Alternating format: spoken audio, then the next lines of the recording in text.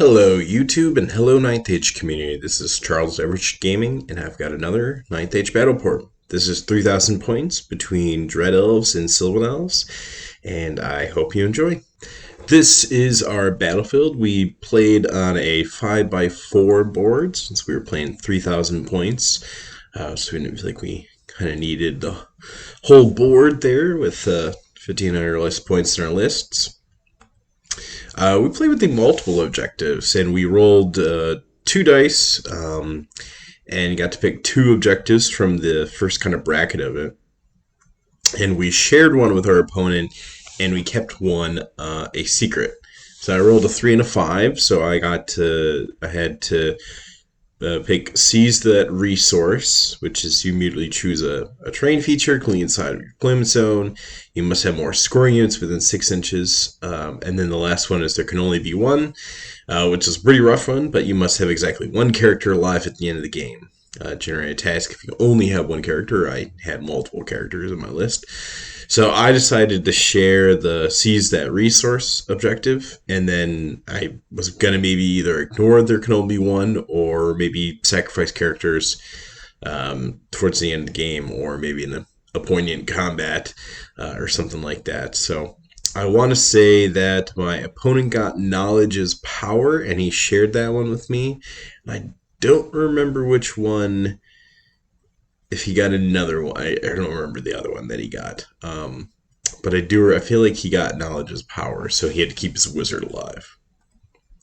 So I chose this water terrain feature since it was not in my deployment zone, and it seemed like the best one for me. Yeah, starting to get into deployment. This is a picture of my opponent's magic here. He's got a Druidism Master.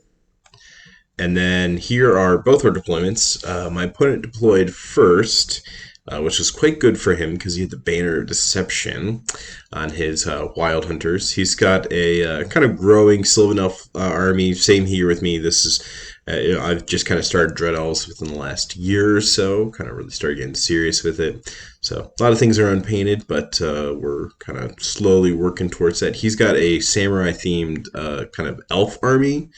Like that he can use for multiple elves. So he's using them for Sylvan elves. He is proxying his Wild Hunters. He didn't have them made at this point. And I think he's proxying some kind of Kislev-ish Boyard Spearman dudes for his spears and core. But the rest of it is a lot of like Titan Forge, that range, which is pretty cool. So he deployed from left to right. He's got 18 Rangers with, I think, full command, 11 Archers, and his Wizard Master on Druidism, his 6 Wild Riders with Blades, and then his Eagle King dude, who's got a 2-up, 5-up, maybe with like Titanic Might on paired weapons, I think, Sylvan Blades. And he's got 20 Spears with full command. And he's got another 12 archers and an eagle behind them. I've got in my list. Oh, and we're also playing Spoils of War. I kind of forgot. We were really going off the page here, trying a little different things. So we were playing Spoils of War, and we were playing multiple objectives, and they were all sort of all counting together. You know how many spoils you had, how many objectives you won, meant whether or not you won the game. So we were trying different things. So from my left to right, I've got a Gorgon behind a hill. I've got 5 Warlock Acolytes. I've got a Fierce Shrine.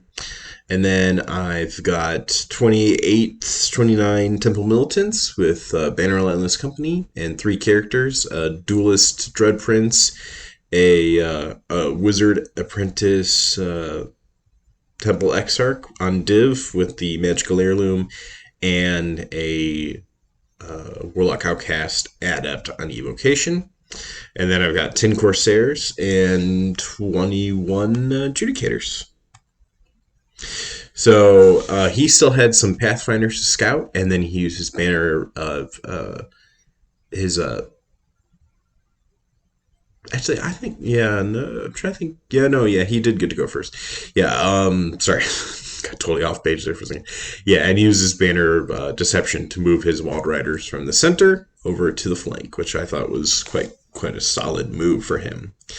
So his turn one, he just kind of scooches up, does a little bit of shooting, starts to get in range to maybe capture some objectives, moves his Eagle King out of the unit, but moves them up pretty aggressively. Shooting, I lose 2 Corsairs to, I think, some bows.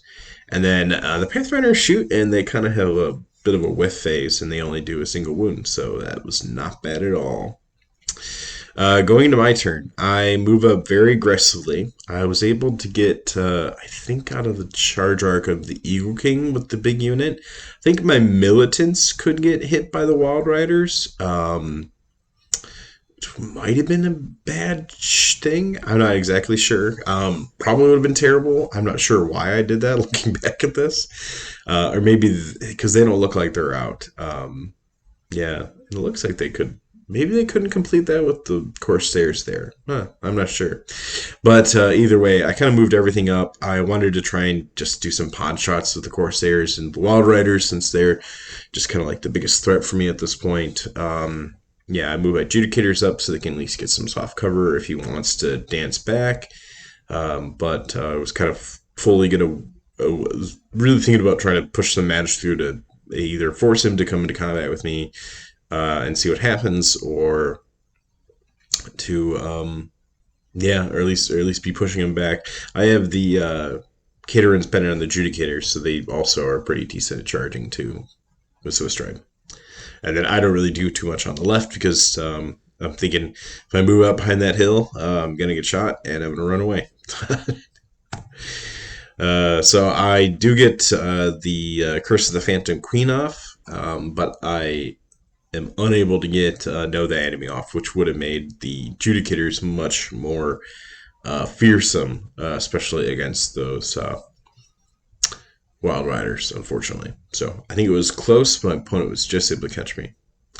And so his turn 2, he does charge in. He brings Wild Riders and his Eagle King in. That's going to be extremely bloody. I'll be lucky if I can sort of get rid of the Wild Riders, but yeah, it's definitely not a guaranteed thing. And then he just shafts up my Temple Militants with his Eagle. He, I think, also might have had a Banner Relentless Company and moves to get onto the middle objective to start. He picks up he's kind of got a token right there. Maybe it was just because like it's underneath him. He put it on there. It's gonna try and snag it next round maybe. And he does look like he picked up 1 token with his Rangers on the left, who are just kind of ignoring the threat behind the hill, because neither unit even together could beat them, and they're just gonna go take that Fierce Shrine out, I guess. He gets Master Earth off, kills a single Temple Militant. He does shoot with these guys, and I use the Curse of the Phantom Queen to kill... I just used 1 Veil token. I killed like 4, which was really good. A really solid roll there. And that was from shooting these Corsairs, which I lose 3, which is more than a good bargain. And then he starts shooting with his archers and kills 5 more militants. And then in combat here, yeah, I mean, he just like he's he was 2s and 2s, I think. So maybe they have light lances, which would make sense with the models. But I remember he just rolled like no 1s, and I mean, he had enough attacks to almost wipe out the unit, or probably even wipe out the unit. But I mean, between the Eagle King too, that guy killed 4 or 5 himself. Yeah, he just rips through a whole ton of them. And I used the Curse of the Phantom Queen to kill a decent chunk, and then I had a few Judicator attacks, and I attempted to get rid of the rest of the unit, but I couldn't quite manage it. He might have had 2 guys left, and I had like 2 or 3 attacks, and I think I got my hits, but I rolled a 1 to wound. So if I could have got rid of the Wild Riders, it would have been a worthwhile trade. But not getting rid of them is rough, especially when he's playing Druidism, right? So yeah, these guys obviously break. I get run down by the Wild Riders, and he just turns his Eagle King around. So we have no choice but to sally forth. So we charge the Eagle in combat. We actually charged the. I charged my Warlock Acolytes into a Spearman, who decided that that would actually be possibly rough. It was a longer charge. I think it was at least maybe like a 9 or a 10, but he felt like it might have been too big of a risk to just one, get the sort of let that unit break that unit and get into a juicy spot. So he fled, hoping to go long enough into his archers, and he kind of missed them by like an inch or two. So they're kind of in a rough spot. They're gonna get probably eaten up. And then I do move my Gorgon out. Mostly to start like kind of threatening his art. I kind of didn't know what to do with it. I was tempted to go around, but then I was also thinking I didn't want him to charge my Warlock Acolytes. I probably should have went around to try and threaten the archers, um, and make them turn around and face me instead of, just being free to do whatever they wanted. And instead I used it to chaff. So in hindsight, I'm thinking that was not a great move, but that's what it is. I had a few Corsairs. I went to go try and kill that Wild Rider. And then my Warlock Acolytes just fail charged. I thought I had gotten rid of him, but then we forgot he had an Aegis save, and I think he rolled it, and then he comes back. So I thought I had at least got rid of him, and I was really excited. And then, I can't remember. Yeah, whatever happened, I remember he forgot to roll for something, and then he came back. So that was unfortunate. All my magic gets shut down this phase, which was disappointing. Yep. So this is turn. Sylvan Elves turn 3, as you can see in combat, killed the eagle, overran, got into that other unit. So not doing terribly, but I am in a rough spot with just being in a rough spot with just having this one Wild Rider still alive. Yeah. So he puts Healing Waters up on these guys because things are running in combat. He gets Oaken thrown off, and he just starts obliterating. This is where I'm like, I should have like threatened the other archer block, at least made him think about it, because he was like threes and threes and just like blowing Temple Militants away. Unfortunately, but I do make my block into here. Not a lot left, but that what's in there should be enough to kill this unit. And then I want to say I maybe attempted, or you know what? I think my opponent did a nice thing where almost looks like I did move forward a little bit with the. Yeah, I think that's what happened. You can see that the Warlock Acolytes are like another like inch or two forward.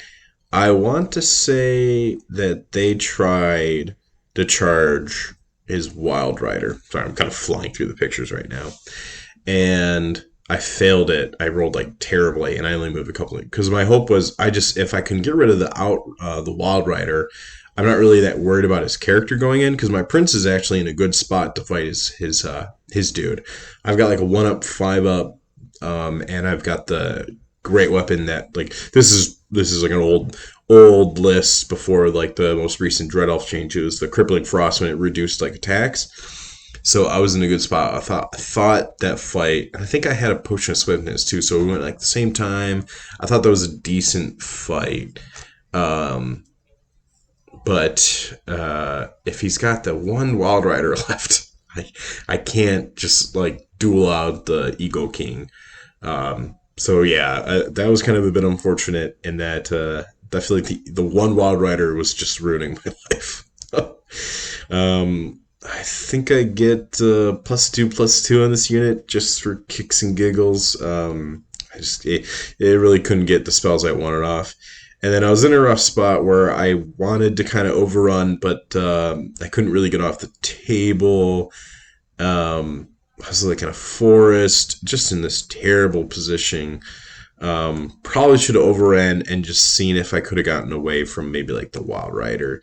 Because if he couldn't go in, I don't think you can issue a duel if you get charged in the rear, though. It was just all bad, unfortunately. Yeah, so these guys come in. Um, yeah, and then these guys make it over here. I think these guys flee from the Rangers, who go into this instead. Um, yeah, I'm not sure who's going first, but we kill the Wild Rider. I think there's no duel, but I think my prince attacks his prince. I do a couple wounds.